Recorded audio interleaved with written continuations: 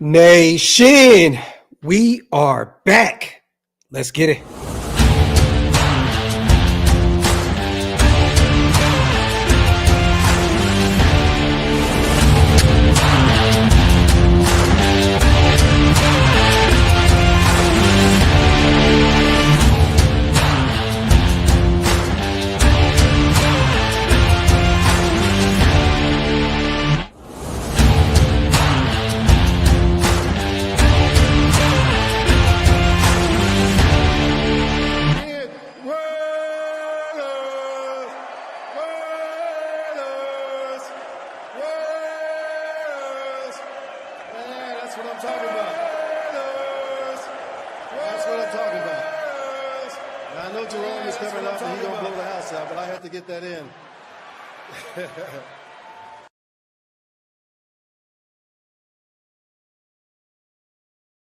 Yo, salute to everybody already here in the building, man. You guys know what time it is, man. Graphk and Stu show.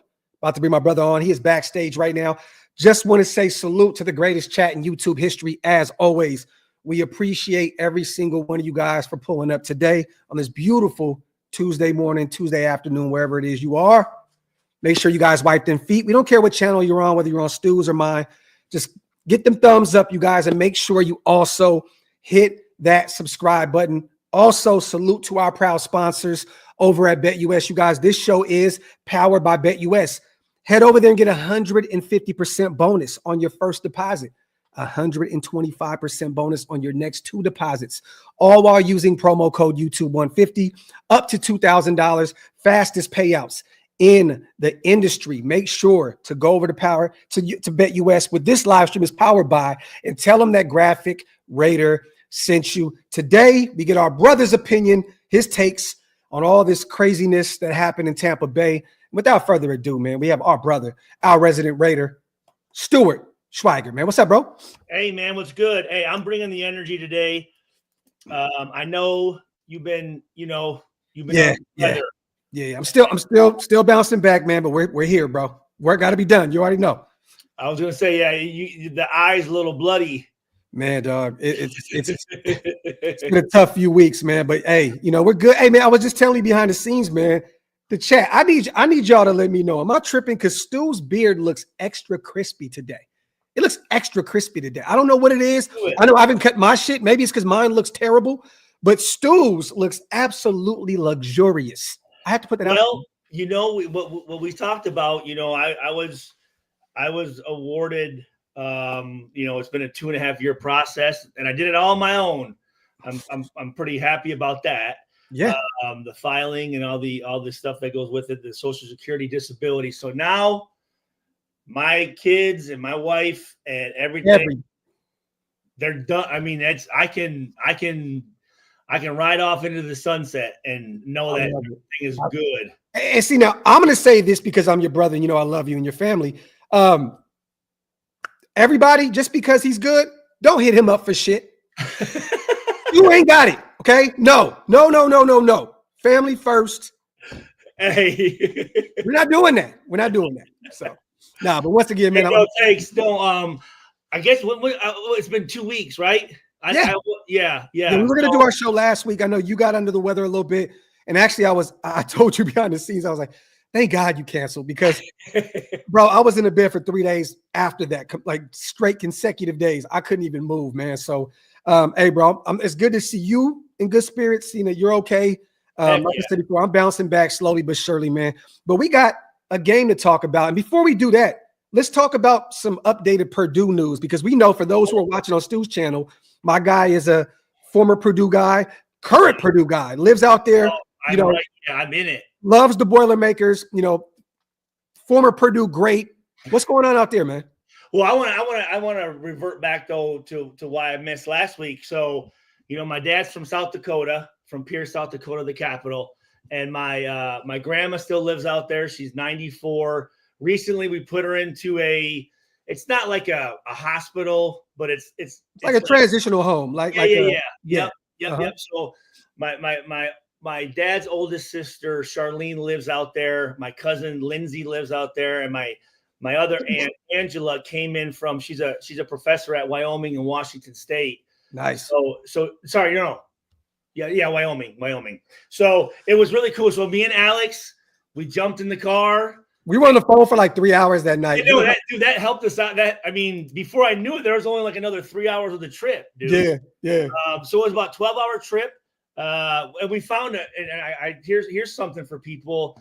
It was really cool. On Spotify, there's trivia channels. So there was like a kids trivia. So me and Alex played that for like 3 hours, dude. It was. And you know what's funny? I know you actually love that shit. I know I do like trivia. Stupid, like, people are like, how do you know that? You know, but So we went out there. We got there. Let's see. We left Tuesday around 6:30. Got there Wednesday morning, and so the house that my grandfather and grandmother and my dad lived in.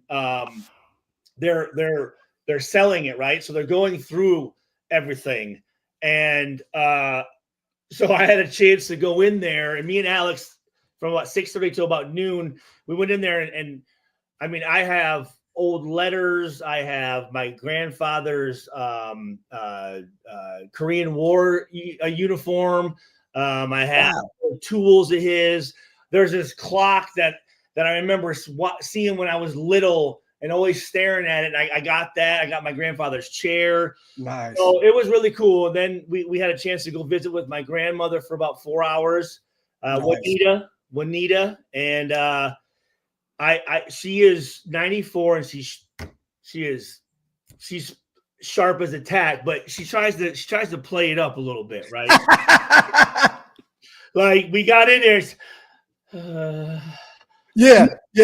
The vertigo, and she's acting like she can't see. By about 45 minutes into it, she was spot, and she was talking fast as hell. And then all of a sudden the phone ring. Hello. Yeah, come on, Grandma. What the hell? You know? Hey, you know what, man? Give Grams that attention she wants, man. No. It was good. We spent 4 hours there, so it was really nice. Yeah. That night we went out to dinner with everybody, and Alex got a chance to stay with my cousin. She has 4 daughters, so he stayed over there. And what I did was, so this house, it looks like a haunted house, bro. Like, yeah. No, the pictures you sent me, even inside the crib, you could tell it's like one of the older Midwest kind of looking cribs. So here's what I did. So I left my cousin's house maybe around 1 o'clock. And I went to the hotel, switched up my clothes, and then I went to the house and did like a little like ghost hunting deal, dude. Like I sat there from like 2:30 to 4:30, just in the dark, like, Grandpa, you there? You know? And my great grandfather, Jacob Schweigert, actually passed away in the house. So I was like, Jacob, you in here? And I had like one of them little apps that are supposed to translate and do all that. Like, someone was coming through. I was like, get the fuck out of here, man. Whoever you are, get up out of here. It's good that you went out there, man, and had some time there. No, but then we went up to my dad's good friend.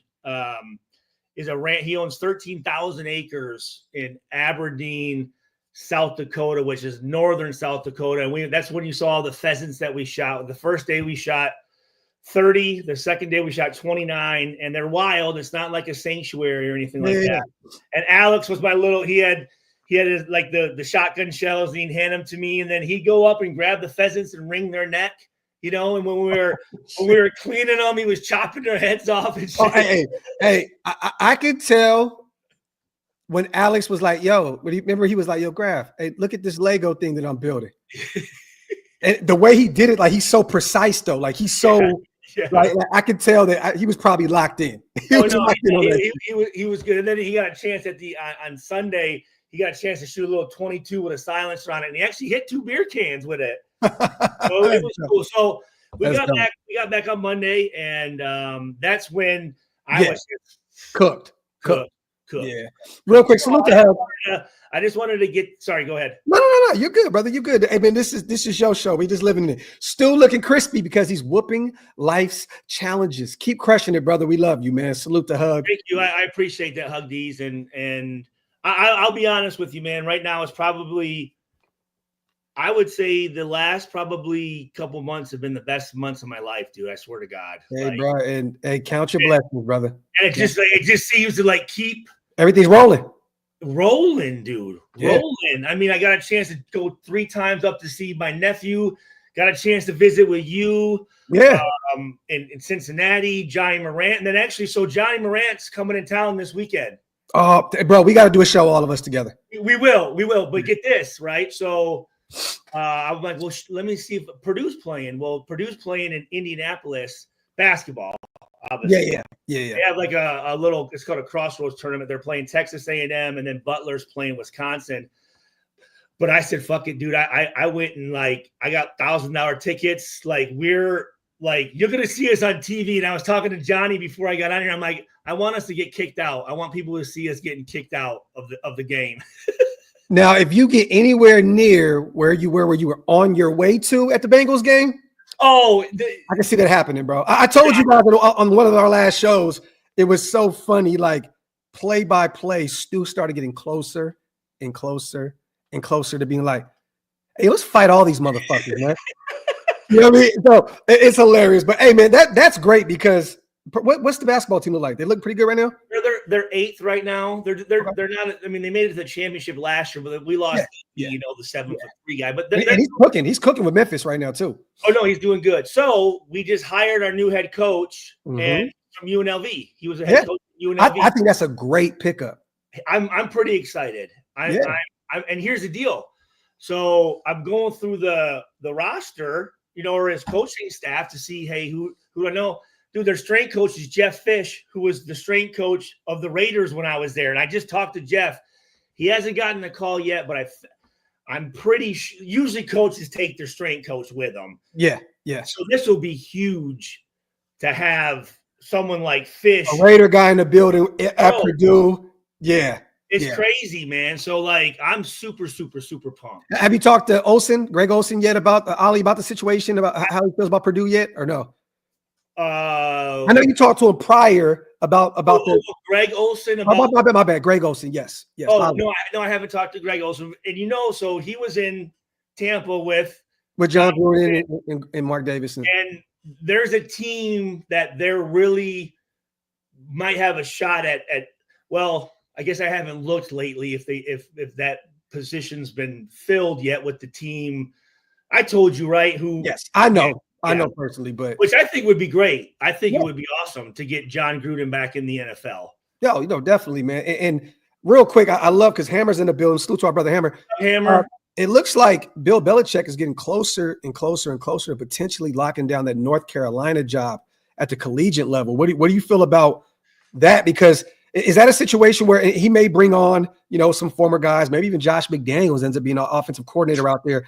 Do you see guys fleeing towards the portal to get the hell out of there, or do you see guys wanting to play for him because of all the success he had at the NFL? No, I definitely see that being a huge positive, a huge, like, why would you not want to play for Belichick? And here's the thing: if you're doing well for him, I mean, he's got every connection in the NFL, and that's the whole point of going to college. I mean, I know to get your degree and, whatever, but, it's to get to the league, right? So that's a huge stepping stone right there. So I think, again, I like it when I see good coaches, coming back in there because, you don't see a lot of them. And I mean, he's 73? I mean, he's getting up there, I think.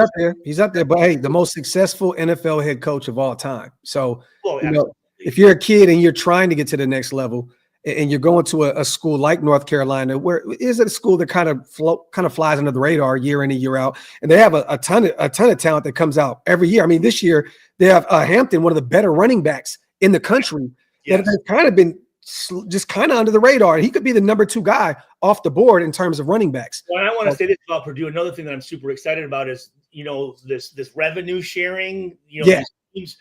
And Purdue's they're going to use all of their $22 million. So I'm pumped about that. So they're enough about Purdue and enough. But this is good because they don't want to be the team that they are again this year. I mean, I don't think they could. You can't get any worse than that. No, you can't. No, I mean, literally, like the worst of the worst. We were the only team that was worse than us, seriously, in Division I was Toledo. We were like 133 out of 134, whatever it was. Then the young kid, Purdue history. The young kid goes to the transfer portal. He's getting out of there. We like 9 or 10 guys. Wow. But I'm thinking this, like, here's the thing. You don't want to be a free agent after you let's say in the NFL, right? The worst thing to do is to be a free agent on a year when you were the worst freaking your stock ain't going to be very high. I'm thinking, why don't you stay at because if you're a starter already, the new coach coming in, you're going to have the opportunity to keep. You're going to get first choice on that. Yeah, but it's like Merrick this year, Nate Hobbs, Robert Spillane, all these guys, free agents, but then you're looking like you won 2 games. So that can fuck with your money in free agency. No, absolutely it can. Just like a guy can play like shit for 3 years and play outstanding 1 year and cash out. You're right. Salute to Matthew, man. Appreciate you, brother, on becoming a member. If you guys want to become Green Dot Gang, hit the link. It's pinned up top. We definitely appreciate everybody that becomes Green Dot. It definitely helps us keep the lights on over here. That's Shieldmore. Green Dot, become a member of your channel. Okay, gotcha. Yeah. So salute to Sir Shy 87. Do you think it's a wrap for Dalton Wagner? I do. This is the young kid out of Arkansas, Stu, undrafted right tackle. He's like 6'7", 6'8", massive right tackle. He hasn't had a shot really at this point. He's been on the practice squad off and on. I think it's pretty much clear that did he play this past weekend? No. It's been pretty much glazed at this point at right tackle, and I think he's the guy of the future. I don't think that we're going to see any Dalton Wagner sighting anytime soon. This is a kid that I was high on coming out of Arkansas. How long ago? 2 years ago. Okay. Yeah, UDFA, bro. He's like 6'8", 6'9". Like massive human being. If we can get his ass for fucking cheap. He's a UDFA. He's on the practice. It's not going to cost a lot, but I'm just saying that if you haven't developed him in these last 2 years, I know he dealt with a few things as well. So, but I think he's pretty much cooked at this point, sir. But I appreciate you on the $2 special as always, and salute to our brother LV Maximus. He just left Tampa Bay, went out there with his father to the game, man. Salute to our brother. Okay, I was going to say I thought I might have saw pictures, but I'm thinking you did. Okay, all right. On Instagram? Yeah. Yeah. Salute to LV, man, our guy. Appreciate you, brother, man. It was always good to see our dog go out there and have some fun. I can see that, Jay. I can definitely see him going to the WWE. I think that he's already went out there and actually tried. Oh, really? To become a WWE superstar. So I can see that, man. Isaiah said he was never good. At the collegiate level, he was really good. You know what I'm saying? But I mean, hey, you never know. Salute to Sir one more time. I'm just happy Sincere McCormick is now a running back number 2. We're going to talk about that, Stu. Yeah, absolutely. Yeah, the kid, that I've been high on since day one. Now he's finally got an opportunity, getting some real live reps, 15 carries. He ran some tough that one run when he came up and spun and broke off. That was a beautiful run. It's funny because I would never say that Sincere McCormick is Josh Jacobs. Josh is a former all-pro. I see how it's easy to make that with the 28 and the body type and just I get it. But the vision and the way he runs the football as well. It's like the 28 probably does it for us. You're right. Right. It just does. But it's just a little bit of Josh in his game. The way he breaks tackles, the yards after. I see it. But once again, this is a UDFA compared to an All-Pro. Josh Jacobs, I believe, is like 3rd in the league right now in rushing yards. Is he really? Okay. Yes, I think it's Derrick Henry and Saquon, Derrick Henry, and I believe Josh is right there. So, but either way, Sincere has been a blessing in disguise for us in this shitty season. And I want to talk to you now about this game. Went out to Tampa Bay, lost in a terrible fashion. Even though the game was pretty close for a while, it was 14-10. That was the weirdest game I've ever seen in my life. 10 unanswered points. Right, we go down 14-0. We're like, we're cooked. We're dead in the water. 10 unanswered points. Defense couldn't do nothing. Nothing. And then for a few sequences, they stop everything. 3 turnovers. Everything. And then it's right back to just allowing them to score. So I want to start. I was pretty fucking upset with fucking referee Alan Eck. Okay. Well, I'm so sick of these fucking refs. Yep. doing the fucking. They're so worried about their fucking HGH and their veins showing and doing all this shit. And I'm going back to some of these calls. First of all, that pass interference. It was pass interference, but Butler knocked that fucking ball. He tipped that fucking ball. Yes. Bro, it was clear. It was clear on the replay. They went right away up to him or like this, and them fuckers sat in there. And no, I mean, you could see the ball was a spiral. Yeah. And it was a fucking nut hair. Fucking, that thing, that thing started wobbling.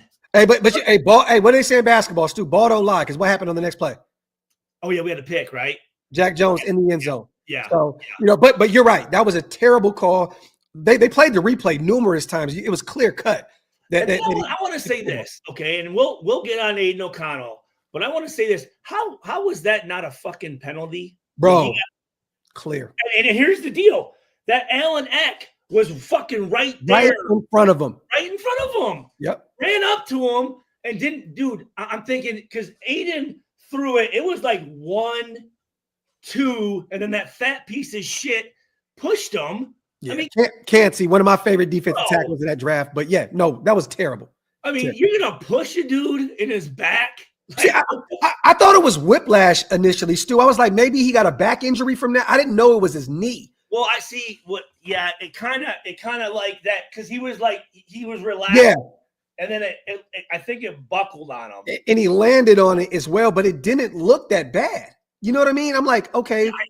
I thought maybe he fucking broke his back or some shit. I don't know. That's what I thought it was his back. And then we get rumors and rumblings of him being carted off. And I'm like, whoa, this is very, very serious. And then we find out that Aiden O'Connell's fucking Terminator, that bro, he may play Monday. It's a bone bruise in his knee. What the fuck is going on with the center exchange? Dude, like... That's JV shit, bro. I mean, and then the right guard stepping on his foot, and then I'm like, Parham stepped on his foot, which I got to give Aiden a shit ton of credit for making that throw, even allowing that PI to happen with Brock Bowers. That was insane. I don't know if he planned it, but yeah, I mean, I thought the same thing. I thought he threw it up. He knew there was no one over there besides Brock. And make a play. But if he just threw it, though, I don't like that. And you got to say this, too. I love Jackson Powers Johnson. I think he's going to be an all-pro. Absolutely. Yeah, but him and Aiden, this is only the second week of them building that rapport at center. It happened with fucking Ritter, too. Yeah, exactly. I mean, they're on the sideline sitting there doing like JV football, like under, just getting the snap going on. Yeah. And it was, and then can we go back real quick to Kansas City? Because I finally watched that last play. What the fuck was that, dude? I don't know what camera angles you guys saw, but they said it was a legal formation. Are you talking about the Kansas City game? Yes. Oh, look, bro. It said it was a legal formation when the first referee threw and blew the whistle. The play's dead. And he does this. The play is dead. Yeah. Before they pick up the ball, and then they. Still, at this point, I'm a firm believer in the NFL just saying, put Shedeur Sanders in Las Vegas. Yeah. Whatever you guys need to do, Las Vegas is the key. Give them a superstar quarterback. I'm just now I'm in conspiracy mode, Stu. I swear to God, bro. I'm going to say because obviously last year, right? We were the lowest, least penalized team. I think. Yes. Well, when AP took over, we became the most disciplined football team. Yeah. And now, some of those calls, man, they're bad. They're fucking bad calls, man. They're bad calls. I mean, and we've had it a couple times where they say illegal formation and 2 guys in motion, and there hasn't been. Speaking of penalties, the JPJ shoulder check, he gets a 15-yard penalty. Did you see that? A blind side. So that was actually an old school clip. Remember when they used to call clipping? Yes. And the reason why is because he did hit him here. And if you do anything in the back, that's considered a clip. Are you calling that? And not just take the Raiders out of the equation. You're a ref. Are you calling that? You played the game, Stu. It wasn't like it was a big hit. No, it wasn't blatant. It didn't hurt anybody. It was pretty clearly a clip. Okay, so you're calling it a clip then. I mean, I don't want to, but yeah. Okay. All right. Yeah. Okay. I mean, he should know better. I mean, that was rookie mistake. He's out there he's trying to make plays. Yeah. He's trying to make plays. You know what I mean? Look, JPJ is the one guy, bro. Even when the time is winding down at the end of games, he's the one grabbing the football, running. Yeah. First guy back to the line of scrimmage, trying to set up in order to try and win football. You see it. JPJ, that energy, the bully in him. I love that shit is contagious too. Yeah. Yes. Just like when a motherfucker's pouting and walking, that's contagious as well. Yeah. And we've had some guys like that. Yep. You ain't never Devontae Adams. I wasn't gonna say his bitch ass name, but hey, fuck it. Go ahead. But give us your take, man. First quarter, we go down pretty big. I know you got a bunch of notes. I'm handing the floor over to you. First of all, I've never seen a team screen so fucking much. Holy shit. Yeah. I mean, and I like screens, but those dudes screened. Yeah. And they game planned. I don't know if it was the first it might have been the first touchdown on Jack Jones. Because what does Jack Jones like to do? He likes to jump them screens. Yeah. You saw he bid on it. He bid on it right over the top. Jalen McMillan touchdown. And again, it happens though but we know that Jack Jones. I know. Give up a big play, make a big play. That's who Jack is. I know. But I want people in the chat to see is that was clearly a game plan deal. Yes. That's a coach looking at what a team does and going, all right, we are going to take what they do and we're going to use it against them. And mind you, this is one of the brightest minds in terms of offensive coordinators in the NFL right now. They have one of the top rushing attacks. They're one of the top passing attacks. They're one of the better offenses in the NFL. It's a first-year OC too. Yes. Yeah. In 2022, they were last with 76.9 yards a game. Yep. Averaging. 2023 last. Yep. 88.8. Now they're 8th with 137.2. Yeah. This is a guy that's going to be looking at a future head coaching position very soon. Because that defense is underwhelming. Stu, you think of Tampa Bay and you think they have a defensive-minded head coach. You're assuming that defense. That's why I was so pissed about Aiden, bro. We're going to get into that. You go out there and you beat you beat the hell out of one of the better defensive teams in the NFL. And the Chiefs. Their defense had a lot. I mean, a lot of the good players weren't playing, dude. No, bro. But I think they're 27. They had a lot of rookies out there. Fuck the one dude who played really, really good for them. They just signed him up practice squad from, I think, Kansas, or I don't know where he was at. Bro, they're like 27th or 28th against the pass. They're one of the worst teams, I believe, in the NFL against the run. Like, what in the fuck are we doing? That's why I was shocked to see, like, Aiden is fighting to be in that conversation. And look, I don't agree with him being the guy next year, but you're fighting to be in the conversation. And for you to have a 340, 2 touchdown, no picks against the Chiefs, and then do this, you're backpedaling, Stu. And I understand, like LV said, he hurt that knee earlier in the game. Again, you're right. You gotta. Again, he is still a younger player. No, I agree. That's always the knock on younger guys is, can he be consistent? Can he compete like that? Can we trust that that's how he's always going to play? Right. Yeah. Mm-hmm. That one third and 10. The offensive line on that, I mean, it was a nice. They dropped their ends. Mm-hmm. They rushed a nickel, and that linebacker came coming, and he came right up the middle. It really wasn't a hard scheme. I mean, it was up to the center and the guard just to trade that off. Oh, you're talking about the Levante David sack where he was untouched. The linebacker. Yes. 64. Yeah. Okay. Mm-hmm. I mean, that was about he was untouched, you know. But that's a kind of play that's designed, right, to kind of get rid of the football pretty quick. Isn't that a situation where Aiden should get rid of the football pretty fast?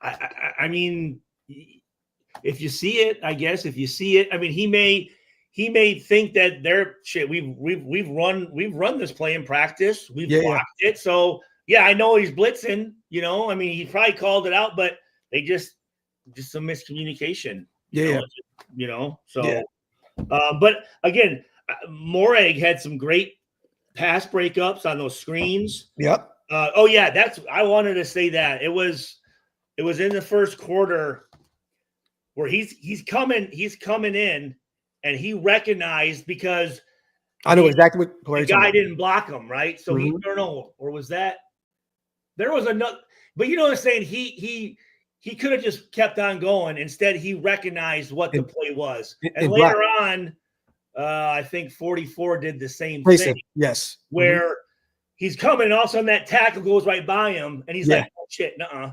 Yeah, let me drop. Yeah, drops. I like seeing that. And once again, Merrick led us in tackles, and he had 3 passes defensed. So he fucked up that on that one screen where he came in, he blew it up. He fucked him up, dude. He dumped him on his head, dude. He was up. Yeah. Actually, I have videos that Rob Ryan's on the sideline going, Yep. Robbo, and Robbo wasn't lying. Remember, we contacted him in Cincinnati, and you were like, "Yo, when the fuck you gonna get back on the sideline?" Well, guess what? He's on the sideline. I filmed 2 plays where he was. There he was getting hype on. Don't do that again. Don't do that again because that looked crazy. Sorry, pause. Pause. No, but it was good to see Robbo on the sideline, man, and getting active. I mean, one thing I don't, we got to really stop this false offsides, like with the D line. We had 2 of them. I think Max was offsides once, and it was crazy. It was a free play for Baker. Like even with Max, and we love Max. This is not us beating up on Max, but like he didn't even try to get back to the line. He kept his foot over the line of scrimmage. He didn't even give a shit. I was like, Max, what are you doing, brother? Like, what's going on? They got a free play. I think the other one fucked us though. I think it was the other offsides. Was it chasing again? I think it was. Was it 44? Yeah, but I think it was. It got him the first down. I think. But anyways, we can't just look at the ball. I mean, those are plays that. I mean, it shouldn't happen. It shouldn't happen. It shouldn't happen. Yeah, no, I agree.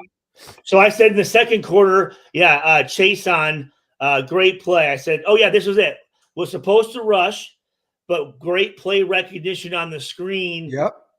Tackle went right by him, and I put Rob Ryan on the sideline was crunk. But I like seeing that because you can see the coaching, and you can see the players out there recognizing things. They're not just playing. You know what I mean? You can see they're going, so that is that gives me hope because they're learning. These guys are learning. I can see them learning. It's just we've been so devastated by these injuries. Yeah. And then we just can't get. I mean, I know I don't want to sit here and whine, but we can't get a break. We just can't catch a break. Yeah. And did you see? This is how I knew how bad it was in Las Vegas. Did you see who started on the D line? See, I know we rotate in and out so much, so you don't really look at who's starting. But Max on one edge, right? Then you have John Jenkins, the nose tackle, the veteran. You have Adam Butler, who's played well for us. We had Lalu, a UDFA, like defensive lineman, starting on the opposite side. It wasn't Chasen that started. It wasn't Tyree that started. It wasn't even Snowden. It was Lalu. What number was he? Lalu is number 6? Number 96. Oh, 96. Okay. 96. Yeah. And mind you, he had a great game. He played really well for us. 5 total tackles, 4 solo. He's looked good. You know what I'm saying? But that kind of lets you know, Stu, what the fuck this defensive line has looked like without Malcolm Kuntz, without Christian Wilkins. It's been pretty much just a revolving door of defensive linemen. Was Wilson playing? Yeah. He kind of was in and out, kicked inside, kicked outside. There was a few plays where he played the run well. Still, I hate his get off. He's still like the last person off the defensive line. You know, I'm starting to see improvement there. I am too. No, I'm seeing him pause. He is very long. Yes. He's yes, like yes. He had 2 total tackles. He had 1 solo. But can you imagine if and maybe he's going full speed. It doesn't look like it to me. It looks like he's holding back a little bit. I mean, if he could get a little fire under his ass, I mean, he'd be tough, man. Well, you know what? The thing is this. I can imagine what that NASCAR package would look like if you have Kuntz, Max on one edge, you have Wilkins, and you have Tyree in the middle. Then it frees him up, and he can take advantage of all those attributes that he has physically. You know what I'm saying? Like, you're pretty much out there playing with some UDFAs, some veteran guys. It's tough right now, bro. That defensive line, and we had a lot of pressure. We pressured Baker a lot. Yeah, no, we did. Yeah. We did. Someone wrote 69. Yeah, but I just like Butler, man. That guy he's always fucking in there. Yeah, I was worried about him too. I thought he was hurt for a minute. You see that play went down? I'm like, you got to be fucking kidding me. Now Butler's gone. Which one was that? I forgot what play it was, but Adam Butler was down for a minute. Was he? I don't know if I saw that. Yeah, he ended up walking off on his own. You know what I mean? And he ended up returning, but it was tough, man. So I did. So at 2:31 in the first quarter, I put JPJ blindside block. I said it was a clip. I said bad play. Okay. Yeah. See, a lot of us, we love JPJ, and we just sometimes like let these guys go out there and play football. I just thought it was kind of like a shoulder check, but if you want to call it a clip, it wasn't like he came up and fucking did a cheap shot on the guy. He just It's just he just got him right here, and the guy fell over. It wasn't a dirty play, but like you said, it may have been the right call. No, okay. It wasn't a dirty play. It wasn't. Hey, Ron Justice, my brother, we're going to definitely get Stu's opinion on some of this coaching staff as well. Stay tuned. We're going to let Stu go through some of his notes, and then we're definitely going to end the show off talking about the coaching staff and so on and so forth. So right there, I have that 12-20 in the second quarter on that 2nd and 3. Morag, phenomenal play on that screen when he fucked up Sterling Shepard. Great, he beat the block. I mean, great play recognition. He knew exactly what the fuck it was. Yep. And he fucked that dude up, man. That was good. That was good. And then Morag again. I think the very next play is when they had the first fumble recovery. Yeah. Yep. And who was 56? Because I think he called. Oh, that's Amari Burney. That's our former 6th-round linebacker out of Florida. Oh, yeah. Amari Burney. Yeah, so he's finally starting to get, some reps there because of all the injuries. You know what I mean? But I think at this point, he's pretty much just been a special teams guy still. And he got, for him to get freed up and hit Baker the way he did, that was a beautiful. Did you see the one-handed Darnay Holmes sack? Well, I was going to get there, motherfucker. Okay. Yeah. Then I'm going to shut the fuck up. Go ahead. That play was beautiful. Well, yeah, we'll get there. But first of all, after that fumble that we got, the one-handed catch by the rookie of Brock Cock. Yeah, Cock. Yeah. Big cock. Big cock. Big cock Bowers. And then, dude, Mayer. Mayer, and I like their 12 personnel, but then towards the red zone, they're on 3rd down. They didn't have him in the game. Like what in the fuck, bro? I know. Now I'm he's not tired. He's not fucking tired, bro. Brock was targeted 5 times. I know. 5 times. I didn't like that. What do you have? 3 receptions. He broke the rookie Sam Laporta record in receptions by 1. Oh, really? He broke it. It was set last year. He broke it against Tampa Bay, but he was only targeted 5 times, which is understandable because they found Michael Mayer a lot. They got him activated. He was kind of. I think he was kind of hot. You know what I'm saying? So they kind of kept feeding him. You know what I'm saying? He was our leading receiver. 7 receptions for 68 yards. Though he almost got fucking hurt on the one numerous times, bro. Yeah. All right. You got it. You got away with it the one time, and then he's excited. He's back. You can see he's just trying to make some noise, but it's like, hey, calm down, young fella. Shit, we need you, bro. Like, Maul says they were doubling Bowers a lot. This is the thing, though, Maul. You can double, triple Bowers. It doesn't matter. He's a physical specimen, bro. Like, you throw the football to him regardless. I wrote the refs need to chill on the HGH. Seriously, man, what the fuck do these guys think they are, man? Out there, Buff Bagwell and shit, huh? Oh, yeah. I mean, with the extra fucking Schmieders, the Schmiedians, bro, like the Schmieders. no one gives a fuck about you, guy. No one cares. No one cares. He's like, penalty on number 33. Oh, did you? First down. I mean, I was kind of jealous. That made me even more mad, motherfucker. Anyways, just because you ain't working out, motherfucker, you wouldn't be mad at the ref. I ain't doing shit but spending money, bro. All that shit. Now, I did. Okay, so what do I have here? And I like the play. Actually, it was a very nice throw and catch, 29 yards to Mayer, which got us down there towards the goal line there. And then I did like the oh yeah, so that was the Brock Bowers pass interference, and then I like the Bush push. Just let's go, get in there and let Aiden O'Connell score. Oh, so you're so used to talking about Jim Plunkett. I mean the Plunkett. So you call it the Bush tush now. It's the push, the tush push. I call it the Bush push. Yo, you know what? Reggie Bush though. Remember when Reggie Bush did it against Notre Dame when he was at USC? Oh, USC. You're right. You're right. That's where it comes from. Okay, Bush you're push. right. Yeah. Damn, I totally forgot about the fucking the fucking jungle mungle. No, hey, I like that though. The only thing I was pissed off was when they did that, and I know you're gonna get to that in a minute. Yeah. The 3rd and 2, bro. Like, why are you running? That was way too long. What are you doing, bro? You're like, come on. You have Sincere McCormick who averaged over 5 a clip, and you run Aiden on 3rd and 2. That was a nasty call, bro. No, I didn't like that. He's not one of those type of quarterbacks. I get it if you need a half a yard, go send him out there. But 2, that was a long 2. Oh no, it was pretty much 3 goddamn yards. So I did like on 3rd and 1 in the second quarter. I'm not sure when it was, but we did the fake jet, and that was I think when the running back had that nice 20-yard run. Again, it just gets guys' eyes off of their keys just to give us that step to get past 29-yard gain, easy call, Sincere for the first down. Yes. Yep. Yes. Loved it. Yeah, that's what I put. Yeah. 3rd and 2 on the 7, no Brock. Yep. Like, what the fuck? I was thinking, like, is Brock hurt?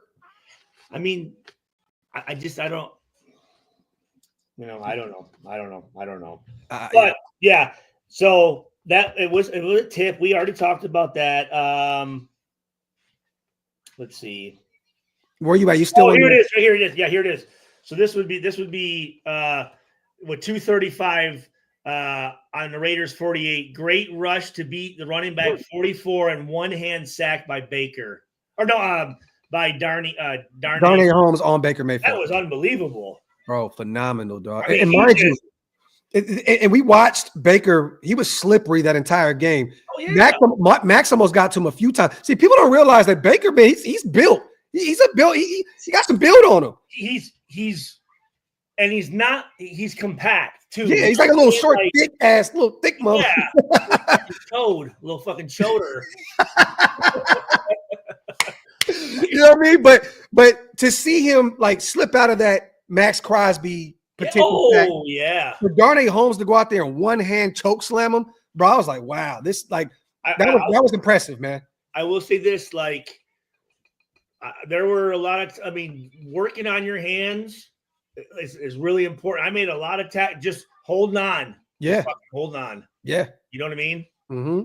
Yeah. No, that was phenomenal. I like seeing that. I like seeing he's been playing better. He's been playing better.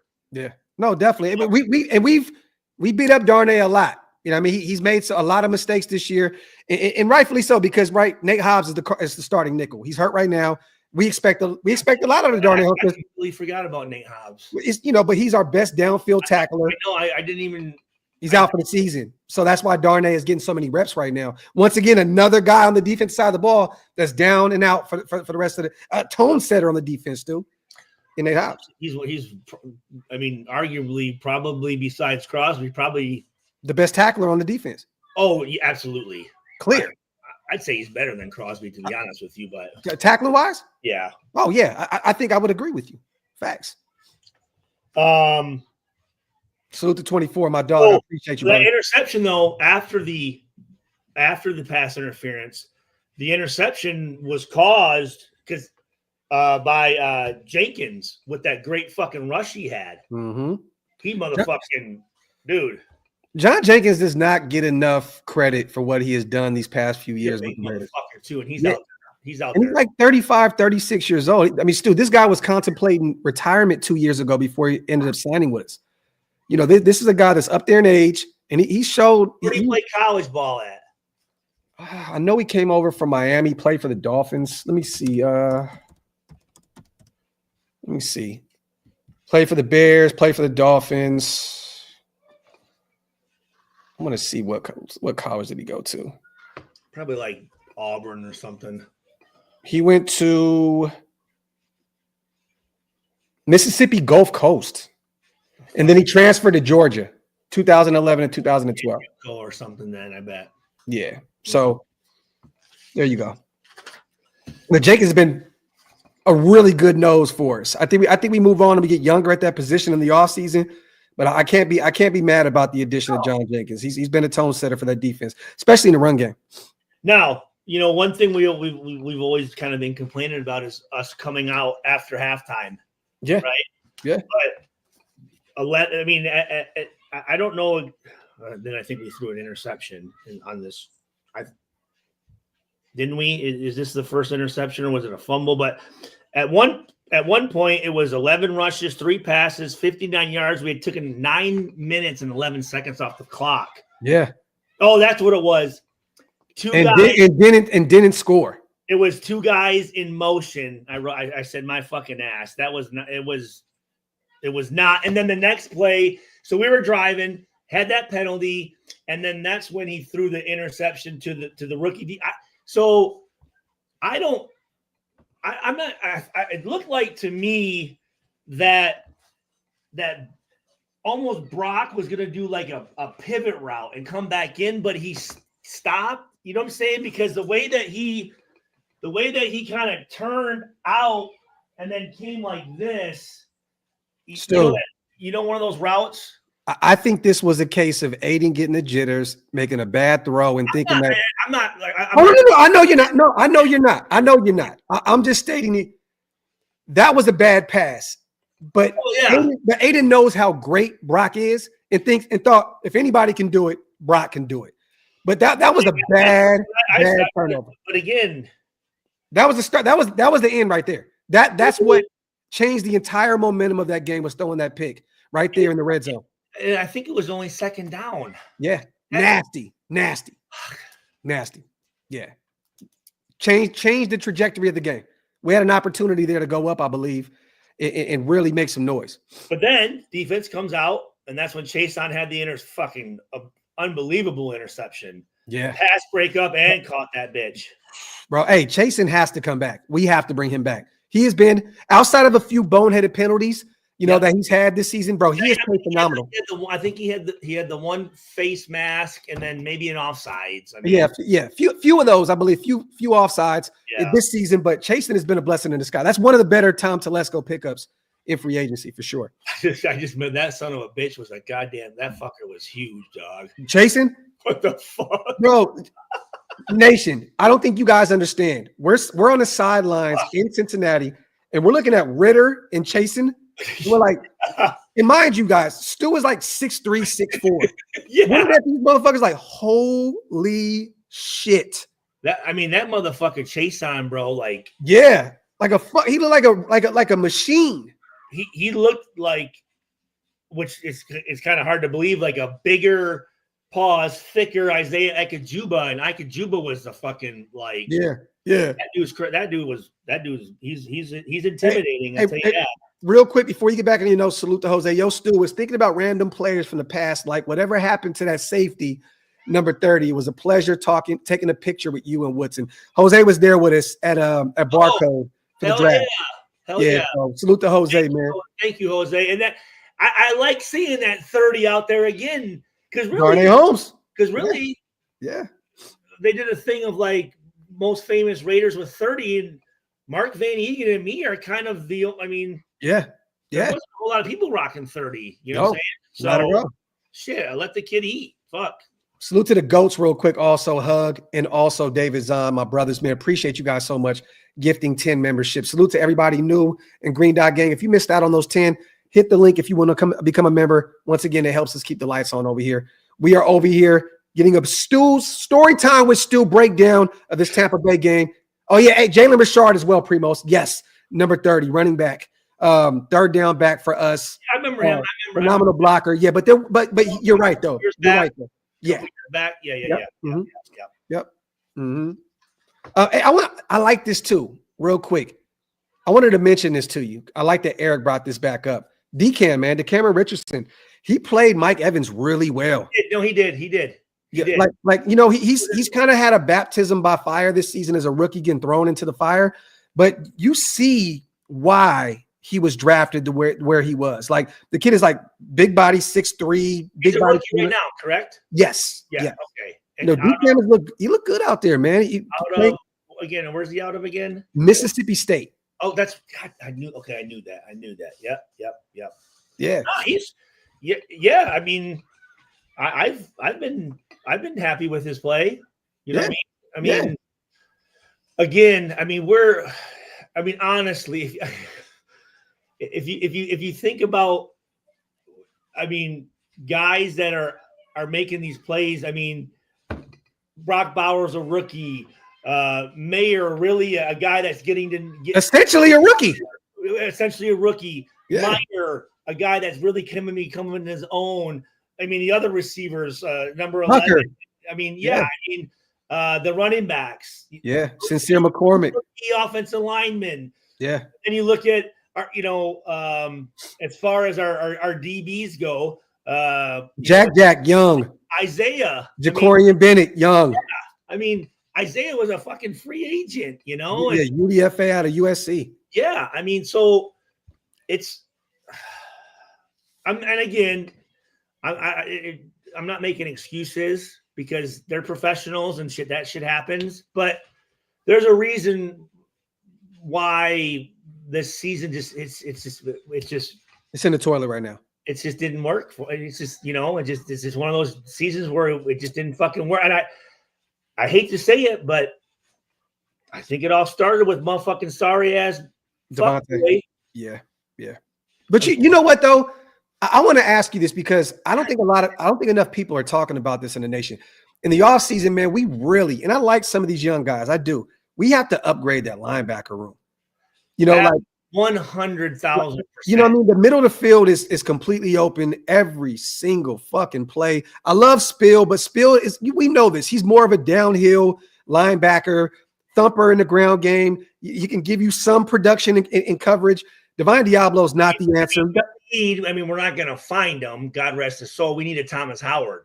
One of those, a Fred Warner with the Niners. We need somebody in the middle of that defense at the second level that can cover and play the run. Because this is becoming nasty. Week in and week out, they're running the football on us. They're throwing the football all over the middle of the football field, wide open. I'm just like, what are we doing here, man? And again, guys, when they can run and them safeties have to start coming down and getting involved in those fucking tackles on the line of scrimmage, it opens them up to get cooked. Yeah. They really haven't. I mean, give them credit. I mean, they're making a lot of tackles and they're really not getting beat deep. I mean, I think Isaiah, I saw him miss his first tackle. That was. I think the guy jumped him, right? Yeah. I was pissed off. We were covering the game. One of them where he closed his eyes and did the and just said fuck it. Yeah. Official, I do like Jahad Campbell out of Alabama, the young linebacker. I know we haven't had a lot of luck with linebackers out of Alabama, the McLeans of the world, but he's definitely one of those guys to keep an eye on in the draft. But go ahead, Stu. Before we, I want to get a little bit more of your take on this. Luckily and again, Aiden O'Connell on the interception that wasn't an interception. They made the right call on that, thankfully. Yeah. But what the fuck? Yeah. I mean, there was two of them. There was two of them that got called back. Yeah, I know. It should have been 3 picks for Aiden. Like, wasn't one of them Ritter that got called back? It was Ritter that got called back. Oh no, you're right. You're right. Remember? Yeah. Yes, you are right. You are right. Yeah. But Aiden threw a few. But that one, either it's a pick or he's lucky that he didn't just come and fucking decleat. Yeah. The receiver number 11, I think it was. Yeah, and the receiver made a good play on it to tackle him and knock the ball out, But that pass, and again, it was on second down again. And I'm like, but bro, what? Coming off of a game like that against the Chiefs, how do you go out there and look like you're seeing ghosts against one of the worst defenses in the NFL? I don't understand what happened. I don't. And I know what you said. He's young still. He's still developing. But sometimes every game, regardless of the team you play, right? Every game has its own feeling. Yeah. And sometimes you're right. You're right. You get in a game and for some reason you just can't fucking do anything right. Yeah. It's like that. You're sitting there telling yourself dude, these dudes are fucking we should be. Yeah. They haven't done shit all year, but for some reason, then it just you can't. It's the quicksand analogy. It's like you kind of dig yourself deep mentally into man, and you just can't find your way out of it. Is now you're overthinking it, and these dudes are just fucking playing. Yeah, exactly. They're just having a good time out there. That was a bar right there. That was a bar, Stu. You're right. Because now the defense is understanding where Aiden's mental is at. Let's just go out here and play free. We got this guy exactly where we want him. Yeah. Let me get these supers in real quick. Yeah. We have so many players playing individually good, but consistent mess ups down to down. How good the gems we have on this roster is a testament to Telesco, and record is a testament to coaching. Salute to Rube. I appreciate you on a $10 special, and there's definitely some truth to that. And we're going to talk about the coaching here in a minute. Salute to Rube, salute to Jorge as well. When I was stationed in Germany, I met Mike Allstott and Sean Alexander, one of the great running backs that a lot of people don't talk about. Seattle Seahawks great. They both gave me great advice on how to become a great running back. Salute to my guy Jorge.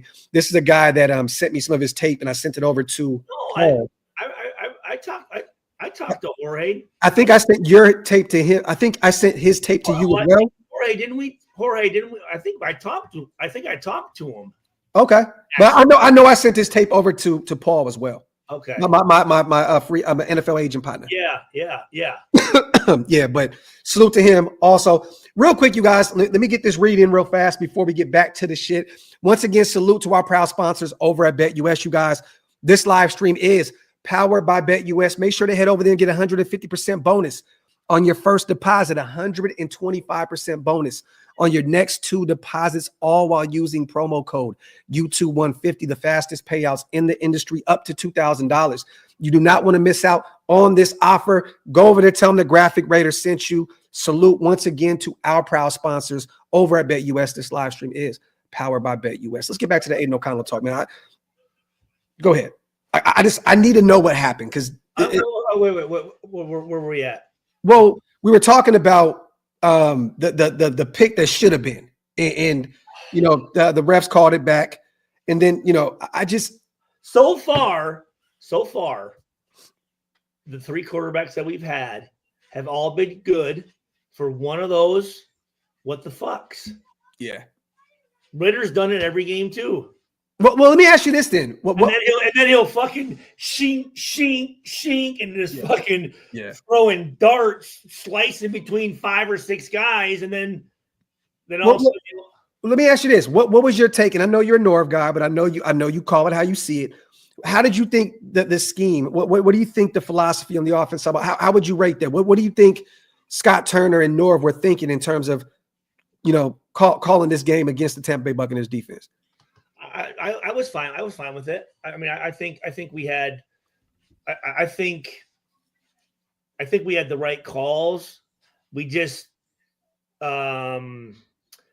we broke down a little bit technique wise, and maybe, some and here's what kills us is I think we're like 28th on 3rd down. Mm-hmm. But the reason why we're that is because we don't win 1st down.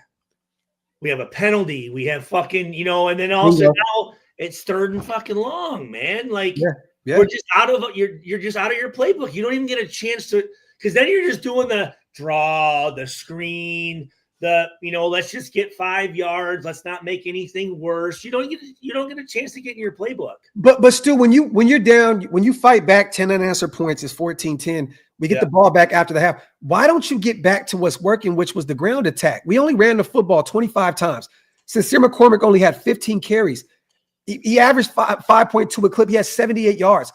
Why not get back to the ground game? Why not slow the game down a little bit and run your young workhorse, who is now essentially your number one running back? Like, how do you not get back to the ground attack? That's a question I've asked since probably when I got into college football, of why coaches, and they do. I don't know why they do it.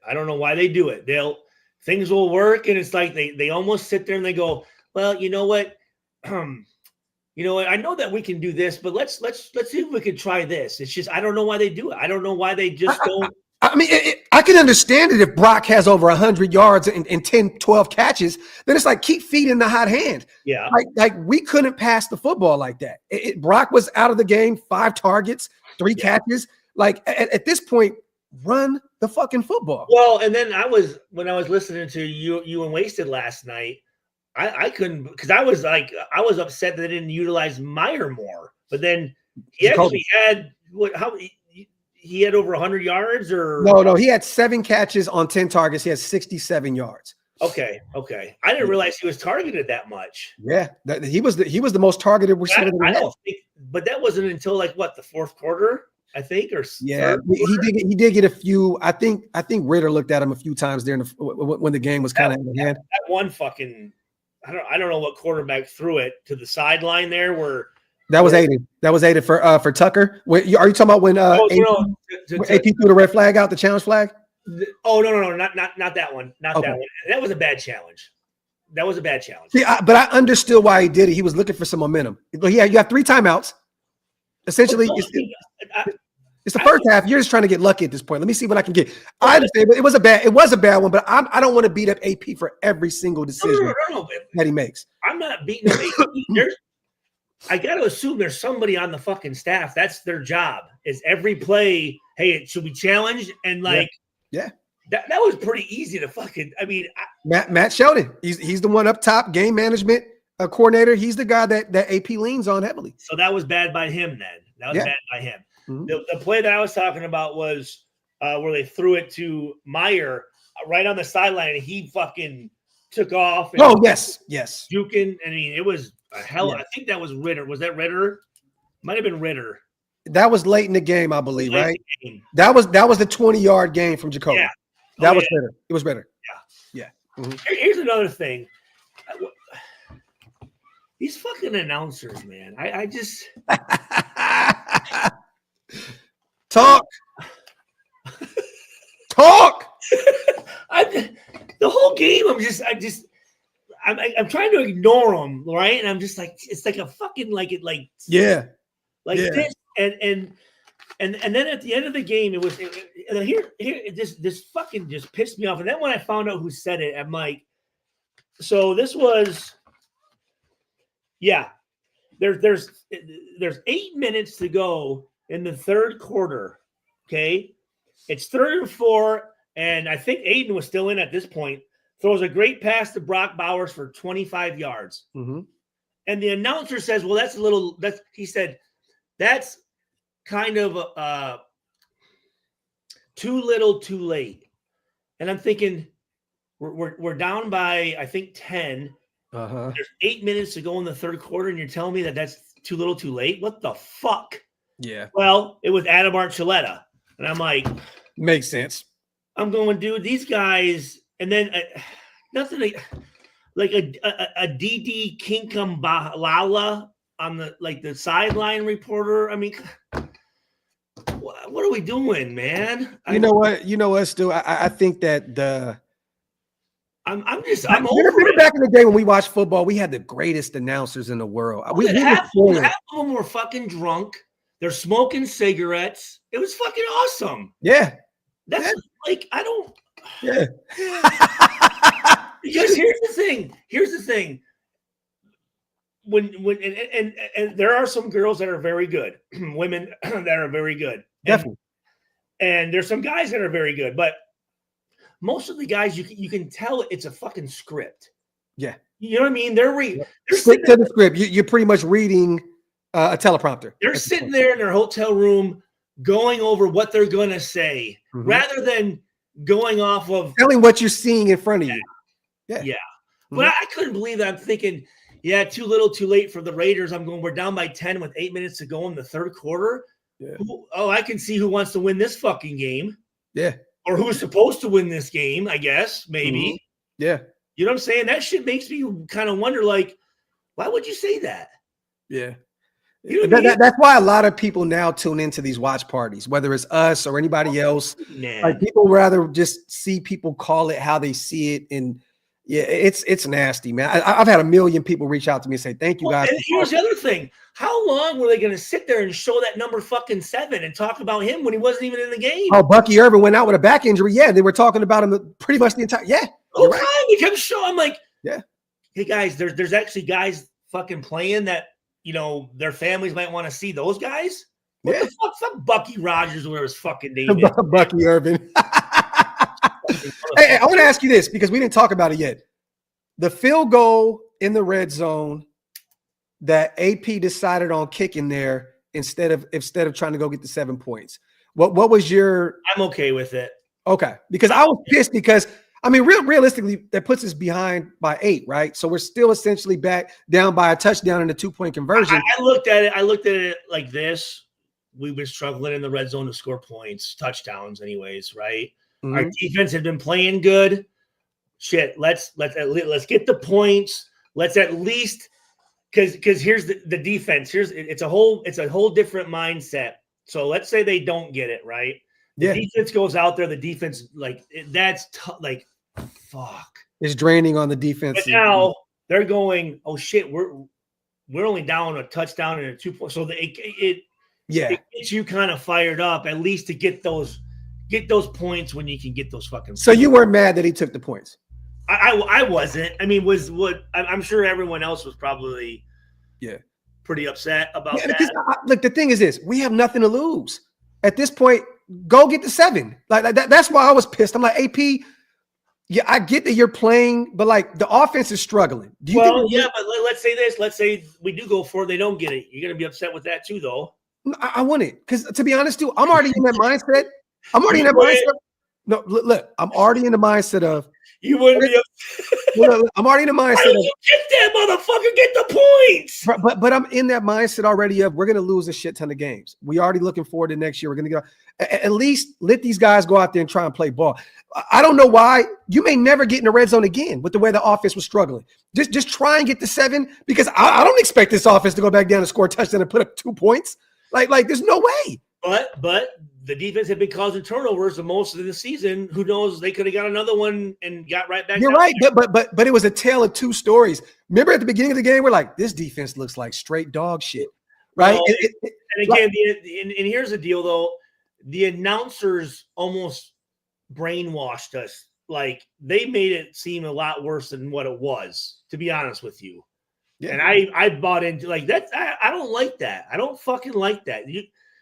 You as an announcer, what your job is to do the one motherfucker, you just call what you see as far as the down and distance, the formation, and the other guy, you give your opinion on the play or you say what the play was from a football standpoint, but you don't tell us what we're supposed to fucking think. I don't.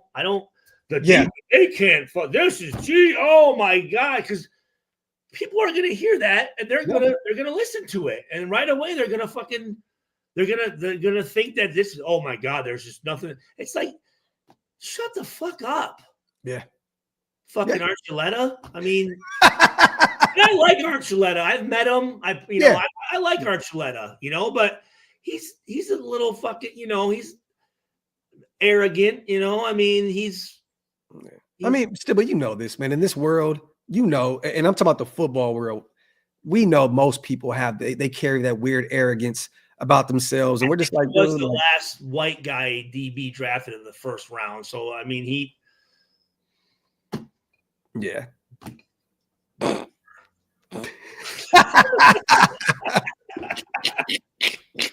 I mean, look, man. Look, we don't have to beat this loss. We lost 28-13, right? It wasn't a great game. I'm actually well, it was an entertaining game, or at least early on. Well, let me say this: up until the third quarter, definitely. No, I mean, shit. We're still in there. We were in it, but we were in it until that last. But this was one of those games, dude. What happened on that last one? This was one of those games, right? I may sound bad for saying this, but it was like I was just waiting. I was waiting for it to get out of hand because the offense wasn't taking what the defense was giving it. Like we couldn't go out there and expose that really bad defense. And I'm thinking it's only a matter of time before Baker gets this shit going. They put up some points.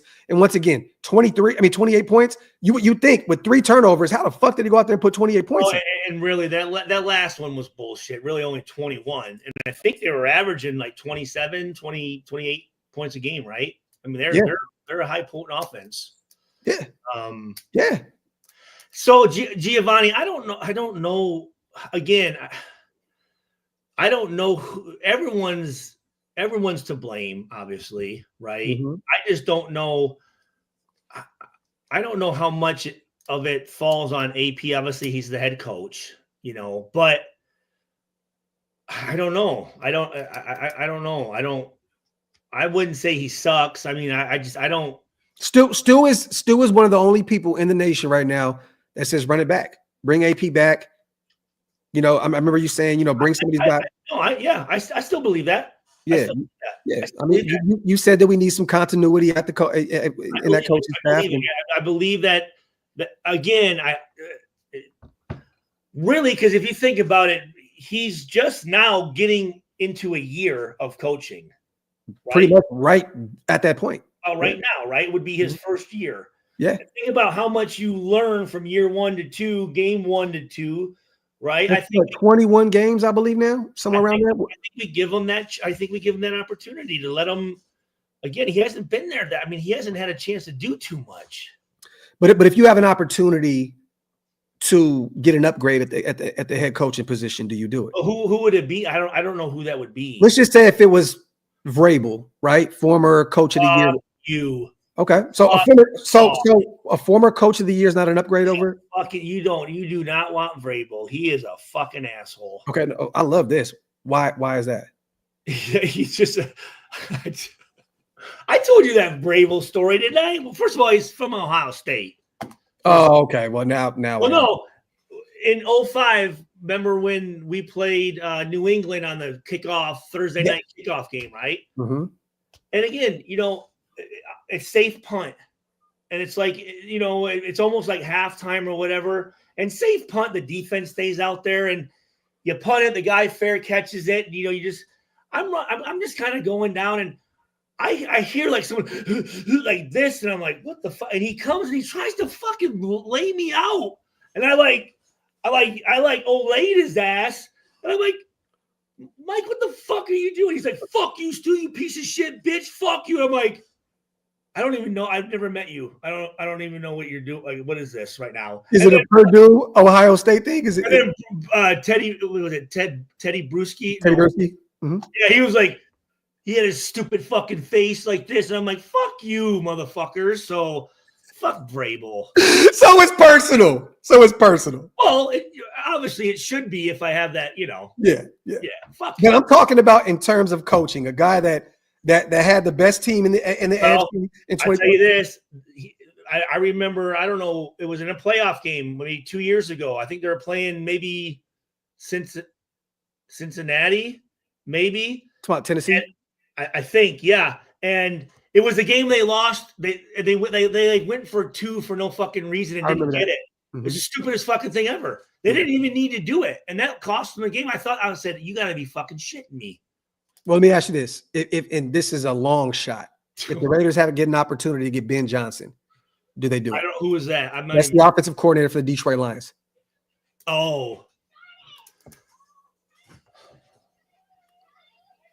Number 1 offense in the NFL, high powered. I know. You're a Michigan boy, Stu. You know. Former Detroit Lion yourself. Fuck. That's a tough It's, one. it's still AP. That's a tough one, man. I'd like to see him get one more year. I would. Okay. I'm not mad at that. I would. All right. I mean, probably. I mean, how long has that offensive coordinator been there? A few years since Campbell came in. Not since, but he came in, I believe, after that 3-13 season. I believe he's one of the reasons that he came in and helped change. You know, I'm assuming his goal is to be a head coach. Well, no. Bendis came out and said, I want to call plays. Okay. So even if he does become a head coach, I think that he's going to be on some, hey, you're my defense coordinator? Okay, well, you handle that. Yeah. I'm handling this. Okay. He's made it clear. Well, I guess what I'm looking at is let's say we bring AP and Homeboy is available still in the next year. If he doesn't leave and go anywhere. You know what I'm saying? I mean, you're taking a chance, but yeah. But the thing that's tough with this is I'm afraid that if we go get a rookie quarterback, and let's just say that AP doesn't work out next year, that's another head coach. And you know this, Stu. There was so many. It was a rotating door in Oakland when you were playing for the Raiders at the head coaching position and the quarterback position. There you go. So it's tough to bring in. Let's just say AP comes back next year. We shit the bed, and then you have to bring in another head coach with your young quarterback. It's I truly believe we're not going to shit the bed. Okay. This again, because I look at the football this year, and there's some good football. It's just we're just having one of those years where it happens. Yeah. Injuries and fucking just the ball not bouncing right and a couple bad calls and next year's it's like, I mean, I guess lightning can strike twice, but it's very rare. I mean, I don't see this year happening again next year because we got good players. We have a lot of young good players that are getting really good. See, right now, these motherfuckers are getting their growing, or what do you call it? Their growing pains. Yeah. Yeah, right. I mean, they're out there learning trial by fire, and it's great because we know the season's done. So get these motherfuckers burned, and this is great preparation for next year. I have to ask you this because you're a Greg Olsen, guy. That's your guy, right? Former Raiders offensive coordinator, and you have a lot of intel. You're one of Mark Davis's favorite guys in terms of Raiders. You're a Mark Davis guy. That's clear cut. Mark loves you. And anytime we go somewhere, Mark's asking where the hell is Stu at.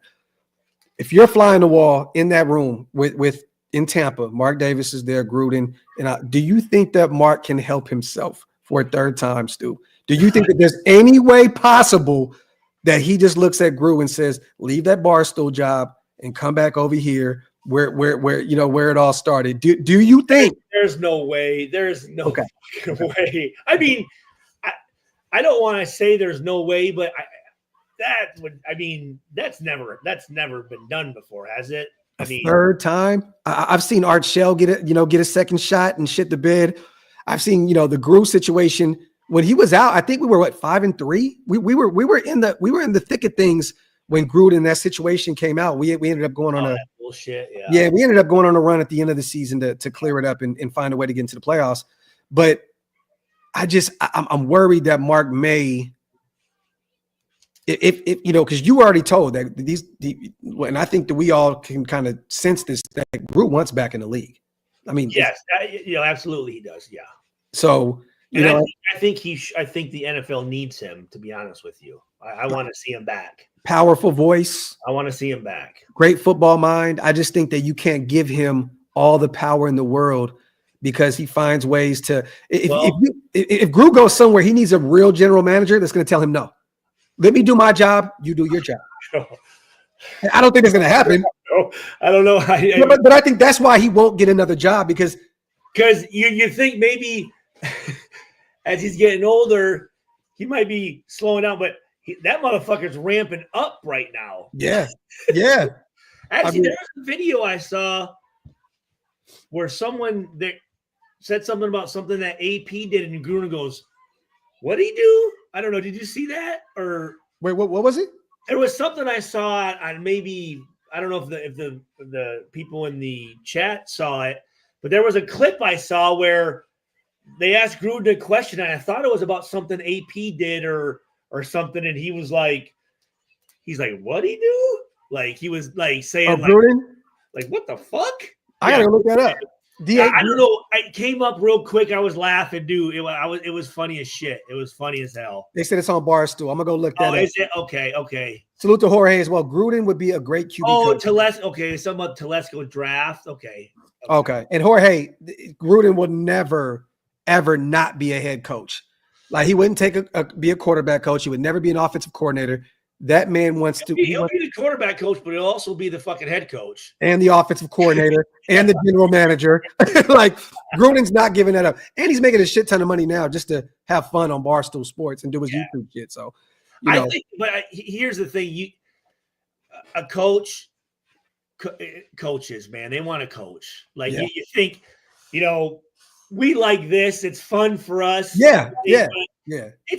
Those guys enjoy it, but they want to be around football players. They want to be out there. They want to have the pressure on them. They want to cuss motherfuckers out. They want to fire people. They want to it's what they want to do, man. Let me ask you this, man. We've all been saying that the offense has been, at least up to this weekend, has been a lot more enjoyable to watch. Yeah. But when you look at the breakdown of it, Luke Getsy's offense averaged 19 a game. The Turners, 17 a game. Why is that, and what is the difference? I mean, is it just how many games has it been? It's been 4, I believe, since the Turners have took. Is that another reason why it's taking some time to adjust and kind of implement? Well, and also to, sometimes in the beginning of the season, teams, how do I say this? Teams are kind of going off of the fact that they still have a chance. You know what I mean? Yes. And now you're fighting for something. About, in the middle of the season, it's a different mindset for players sometimes. But wouldn't you think that Scott and Norv are fighting, thinking this is maybe the last time that they have a shot at this in terms of just calling offense? I'm not saying, because Norv has been out of the league for a while. You would think. I mean, you would think. Yeah. I just think that they would throw the kitchen sink at every defense because they're trying to come back next year. Yeah, but you still don't want to go bonkers. I mean, again, because that like Mike Tyson, right? Like, what the fuck?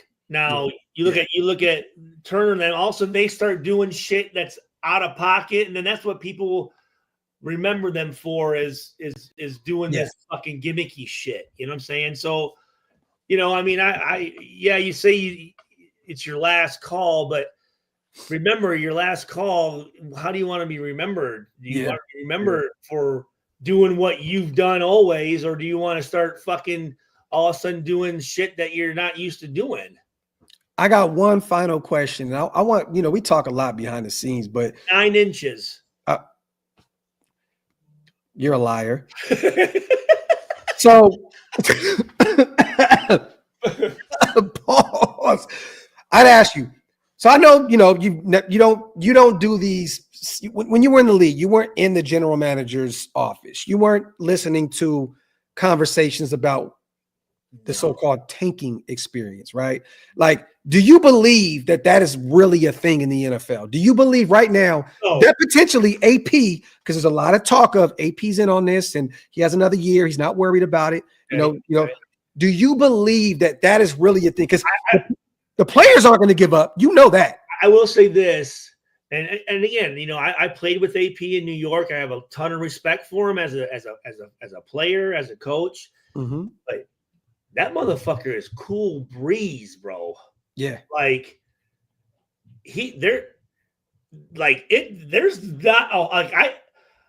there's sometimes where I'm waiting to see him like fucking explode. And it's just, he's very, you know what I'm saying? Like it's on the sidelines and in interviews, it's just very matter of fact. And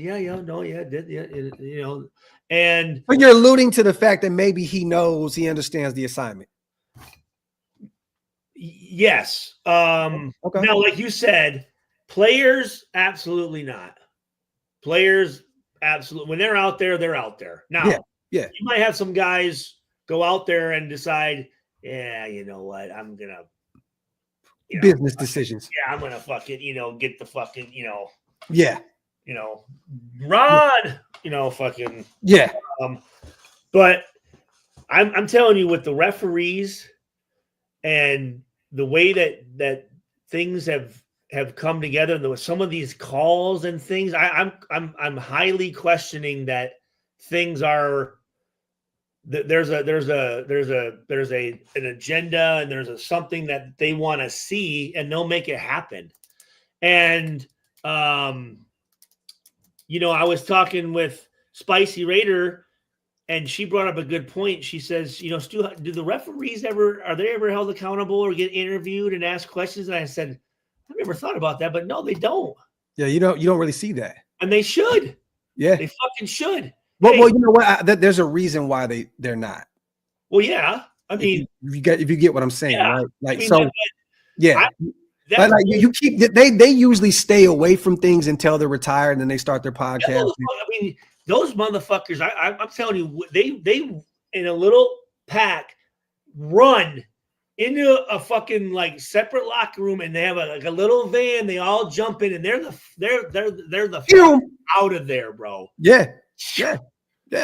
You know what I'm saying? But everybody else, head coaches, managers, agents, players, trainers, they're all held accountable. They're all put, with a microphone in front of them. And I never even thought about that till she said that. That's an interesting conversation, because I'm seeing a lot of people kill Deuce Gruden, our strength and conditioning coach, because of everybody being hurt, right? Like so he gets that. Yeah, I mean, you guys get this, they get that, and then the refs, they just get to just leave and go back to their lives. Think about this. Honestly, who has the most power on that field? They're kind of like, refs are kind of like hitmen. Bro, like, they come through, snipe shit, and they're going, bye. Damn. Holy shit. Right? When she said that, I was like, I've never fucking thought about that. And NFL hired hitmen, the refs. Bro, motherfucking John Wicks are out there and shit. Right? Think about it. On the football field, who has the most power to dictate the outcome of a game? It's the refs. That's crazy. Yeah. Final thoughts on this game before we get out of here, Stu. I gotta get the kids. I know you gotta get the kids. Final thoughts on this game before we, we'll double back next week. We got the Monday Night Football game against the Falcons. But just final thoughts on what you've seen out there. And you know what? Give me a few players some game balls. Give me some game balls. From your side of things, from what you've seen. Mayer. Cock. It's just Cock Bowers. Yeah. Defensive wise, Butler again. 30. Darnay. Got to give Chasen one, right? More egg. Mary, got to Chasen. Okay. Chasen. No, but it's just Chasen, however, tomatoes, tomato shit. Probably. I give one to 28. Give one to Sincere McCormick. Yeah. I think that's pretty much, in a nutshell, your game balls. Right? You know what? It is what it is at this point. It was entertaining. I mean, I've never seen a game like that before, where fucking fumble, pick,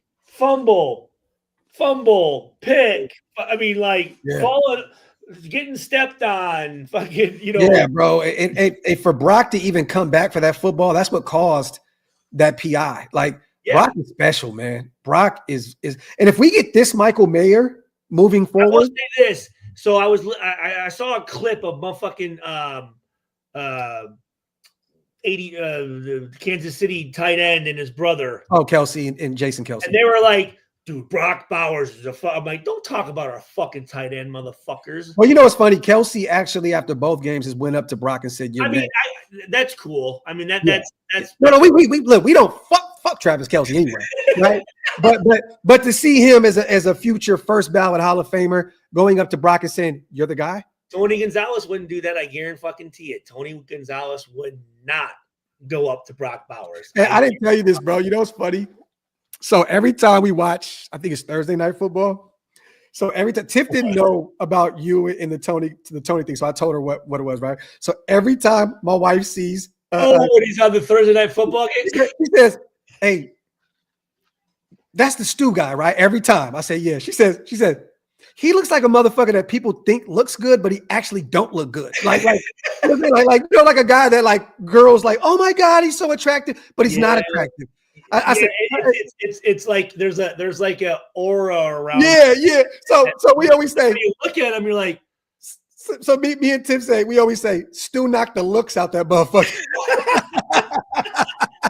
Every Thursday night, Stu knocked the looks out of Tony Gonzalez.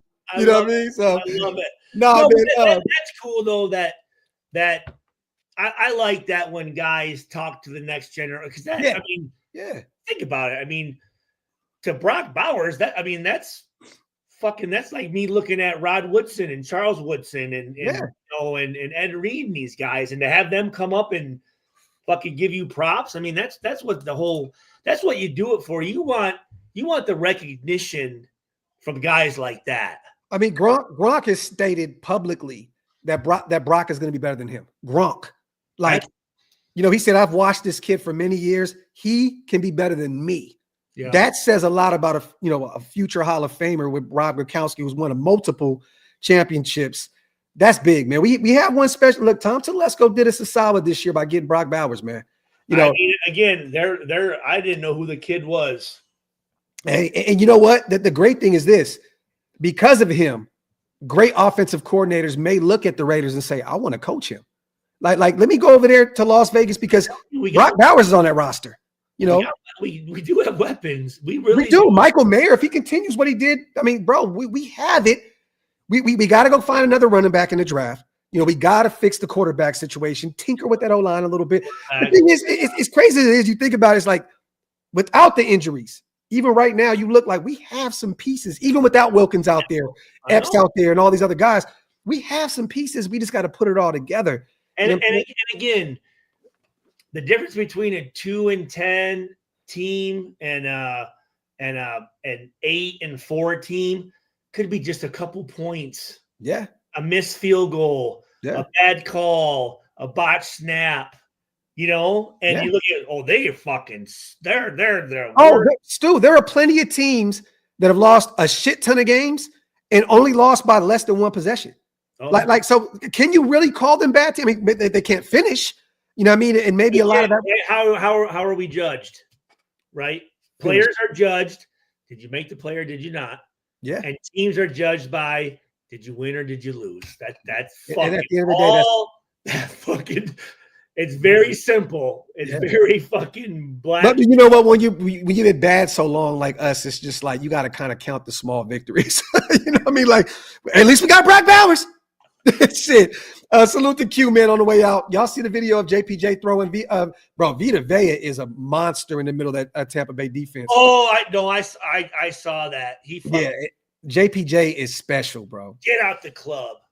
Get the fuck. Hey, no tennis shoes in the club, bro. I remember UAs. No, it was Danny Clark that would say that too. Nah, bro. Hey, can't wear white tees in the club, bro. You gotta go. Yo, once again, man, salute to our brother Stu. Thank you to everybody that pulled up as always. Once again, salute to our proud sponsors also over at BetUS. You guys, this live stream was powered by BetUS. If you guys are into betting, go over there and get 150% bonus on your first deposit, 125% bonus on your next two deposits, all while using promo code YouTube150. Fastest payouts in the industry, up to $2,000. Once again, salute to our proud sponsors over at BetUS. And Stu, what are you up to, man? Let the nation know what you got going on. So everyone, if this Saturday, noon tip-off, me and Johnny should be about 5 rows right above the scores table. So we're gonna be. You should see our big fucking, especially Johnny's big ugly ass, big 6'5", fucking yeah. Hey man, you might see him sleeping.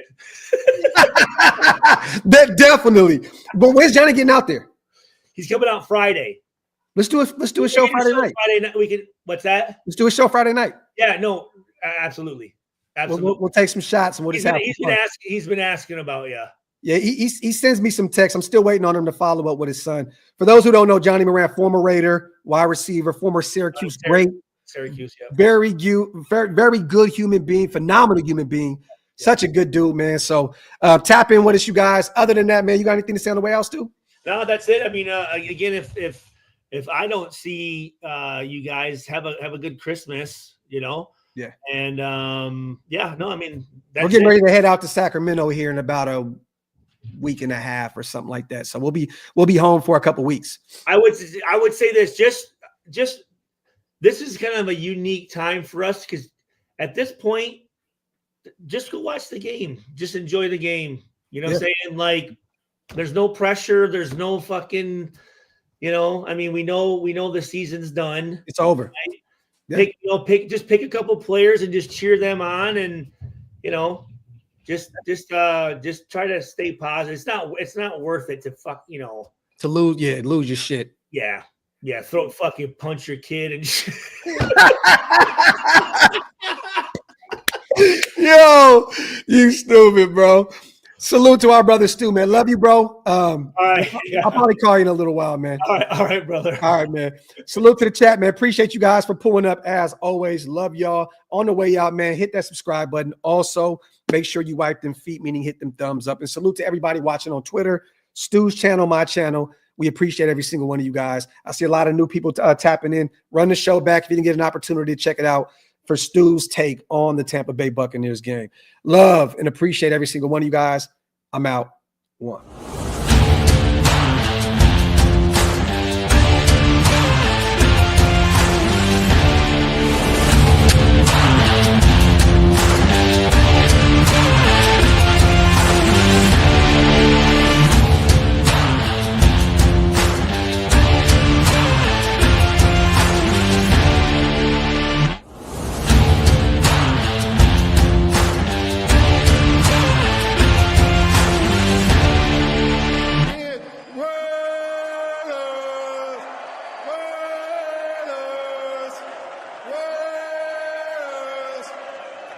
That's what I'm talking about.